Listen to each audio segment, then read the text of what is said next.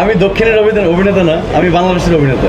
তো আসলে দক্ষিণের কোনো অভিনেতাকে নিয়ে বা ওরকম যদি ভালো লাগে কাজ করে থাকে, সেটা হয়তো বা সিনেমার প্রেক্ষাপট, সিনেমার স্টাইলটা কীরকম, সিনেমাটা দেখতে কীরকম, ওই কারণে হয়তো বা ওরা মিলাচ্ছে। কারণ আমি কমপ্লিটলি একজন বাংলাদেশি অভিনেতা, আমি বাংলাদেশে কাজ করতে স্বাচ্ছন্দ্য বোধ করি। কেউ যদি আসলে আমাকে বাংলাদেশি অ্যাক্টর হিসেবে পরিচয় করা দেয়, এটা আমাকে অনেক বেশি ইন্সপায়ার করে।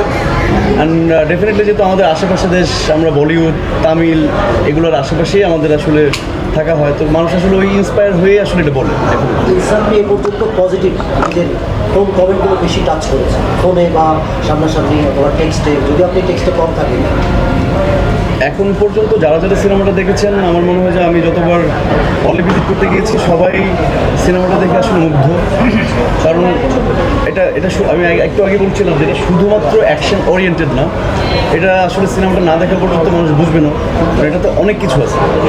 তো এই সিনেমাটা যখন রেডি হয়, দাদার একটা ভিশন ছিল, প্ল্যান ছিল।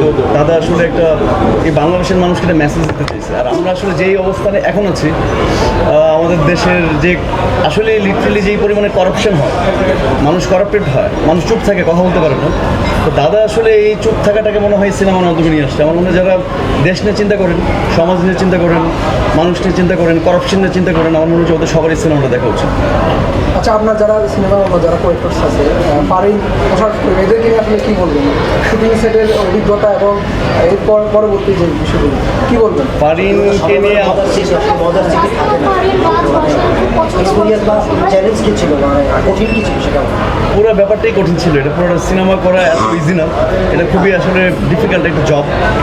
তো ফারিনের কথা জিজ্ঞেস করছিলেন। ফারিন, আমার মনে হয় যে ফারিনকে আমরা একটু ভালো অভিনেত্রী হিসেবে পেলাম অনেকদিন পরে, যে যে আসলে বাংলা সিনেমাতে কন্টিনিউ করলে আমার মনে হয় যে ওর জন্য একটা বেটার জায়গায় রেডি হয়ে আছে। আমার মনে হয় যে ওর আরও অ্যাক্টিভ হওয়া উচিত, ওর আরও প্রচুর কমার্শিয়াল সিনেমা করা উচিত।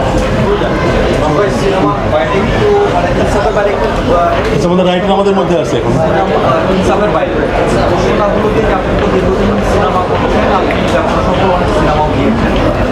শাকিব খান একজন মেগা স্টার, মানে এই সাম্প্রতিক সময়ে আমরা যে অতীতে দেখেছি যে জুটির যে ব্যাপার, আসলে নায়ক নায়িকাদের রসায়ন একদিন জুটির সাথে, মানে যেমন ধরেন শাবানা রাবটা বা এরকমই জুটি কথাগুলো কেন হারিয়ে যাচ্ছে, আসলে আপনার জুটি কথাটা হারিয়ে কেন যাচ্ছে, আমার মনে হচ্ছে এই প্রশ্নের অ্যান্সারটা দাদা বেটার করতে পারবে, বা এটা নিয়ে দাদা কথা বললে মনে বেটার হবে।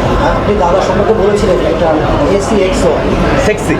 এটা আসলে কাজে না কি দেখে আমরা না না অবশ্যই, না না অবশ্যই কাজে। কারণ আমার তো এর আগের কাজগুলো একটু অন্য ধরনের কাজ ছিল।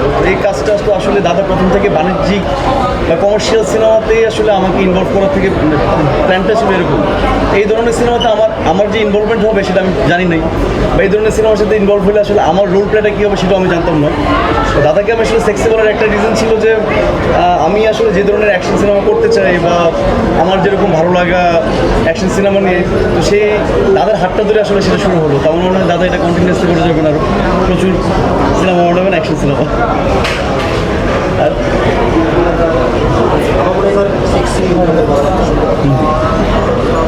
আপনি আসলে দাদা, মানে আমি আসলে মাঝখানে আসলে তো একদম শুরুতে আসলে এই